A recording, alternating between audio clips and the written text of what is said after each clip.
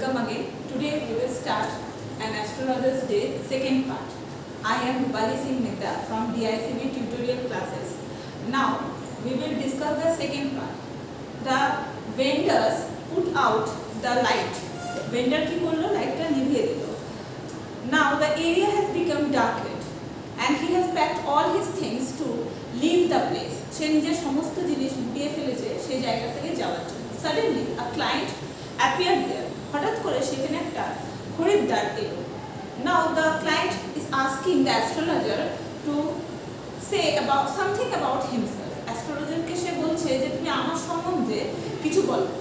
Now the astrologer denied the fact that he did not want to say anything, but here the client is forcing him to tell something about him, and also he is telling that the astrologer said anything incorrect about the man or give incorrect or false information about the man, then he will punish him or did not give him any money.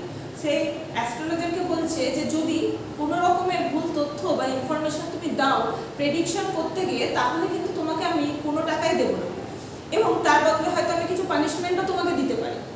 Now the astrologer kindly shattered by his challenge. সে চ্যালেঞ্জটা accept করতে চাইছিল না, হঠাৎ সে surprise হয়ে গেল এরকম একটা চ্যালেঞ্জে। তো সে ডিনাই করছে। The astrologer is denying the fact that he did not want to take the challenge. সে চ্যালেঞ্জটা নিতেই চায় না। কিন্তু এখানে আমরা দেখব যে খরিদ্দার যে ক্লায়েন্ট সে কিন্তু তাকে জোর করতেই থাকছে। Now the client or the astrologer they came up with an argument. তারা দুজনে তর্ক স্টার্ট করল। After many things they settled down in a particular agreement. তাদের মধ্যে একটা এগ্রিমেন্ট, একটা টাকা পয়সার ডিল হয়ে গেল। The astrologer said that the name of the man is Guru Nanak, and he also predicts that the man was come up with an incident, very rare incident, but a dangerous thing happened with him.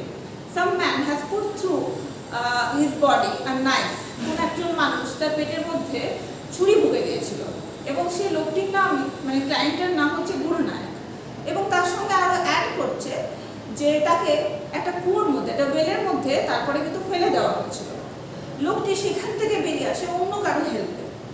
Now hearing this prediction, এই প্রেডিকশনটা শোনার পরেই astrologer কিন্তু তার মুখটার দিকে তাকিয়ে আছে ক্লায়েন্টের, যে ক্লায়েন্ট কিন্তু খুবই অবাক হয়ে আছে। সে কিন্তু কিছুটা ইমপ্রেস হয়ে গেল এটা শুনে যে কিভাবে সে এতটা অ্যাকিউরেট প্রেডিকশন দিতে পারে।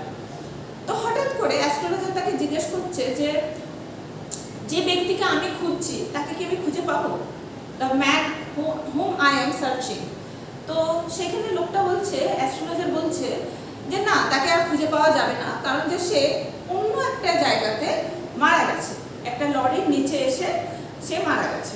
এটা শুনে সেই ক্লায়েন্ট কিন্তু খুব খুশি হলো, খরিদ্দার খুব খুশি হলো এবং খুশি হয়ে বলছে যে আচ্ছা ঠিক আছে, তাহলে আমার আর খুঁজে বেড়ানোর দরকার নেই। কিন্তু অ্যাস্ট্রোলজার নিজেকে কাইন্ড অফ বেশি ভালো দেখানোর জন্য বা প্রমাণ করার জন্য যে সব কিছু সে অ্যাকিউরেট বলছে, সে তাকে আরও বেশি ইনফরমেশন প্রোভাইড করছে। কি বলছে যে ক্লায়েন্টকে নাকি এত দূরে একটা জায়গাতে আসা উচিত নয় এবং তার বাড়ি থেকে বাইরে বেরোনো উচিত নয়, তাকে বাড়িতেই থাকা উচিত। বাইরে কি আছে তার জন্য কোনো বিপদ বা ডেঞ্জার ওয়েট করছে। এটা শুনে অ্যাস্ট্রোলজার বলল, ক্লায়েন্ট বলল যে ঠিক আছে, যদি এরকমই ব্যাপার থাকে, আমার প্রাণের সংখ্যা থাকে বাইরে, তাহলে আমি নিজের বাড়ি ফেরত যাচ্ছি আর আমি রিটার্ন আসবো না। অ্যাস্ট্রোলজার এটা শুনে খুব খুশি হলো। খুশি হয়ে সে নিজের জিনিসপত্র গুটিয়ে যে এগ্রিমেন্টটা ওদের মধ্যে হয়েছিল রিলেটেড মানি, সেই হ্যান্ডফুল কয়েন্স ওকে দিয়ে, এক মুঠো মুদ্রা তাকে দিয়ে কিন্তু সে ফেরত চলে গেল।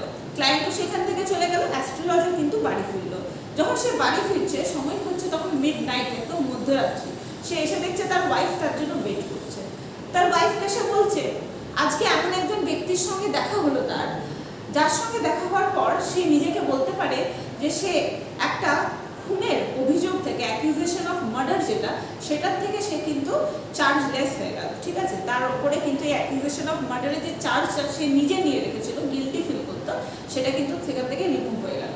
তো তার ওয়াইফ জানতে পারলো যে তার হাজবেন্ড মানে অ্যাস্ট্রোলজার, সে কিন্তু অ্যাকচুয়ালি ছিল এই যে গুরু নায়ক বলে ব্যক্তিটি, তার মার্ডার কেসে অ্যাকিউজড, এবং যে ব্যক্তি কুয়োতে ফেলে দিয়েছিল সেই গুরুনায়ককে, সে আর কেউ নয়, সে হচ্ছে এই অ্যাস্ট্রোলজার। তাই সে এতটাই কিন্তু কারেক্ট প্রেডিকশন দিতে পেরেছিল গুরুনায়ককে নিয়ে।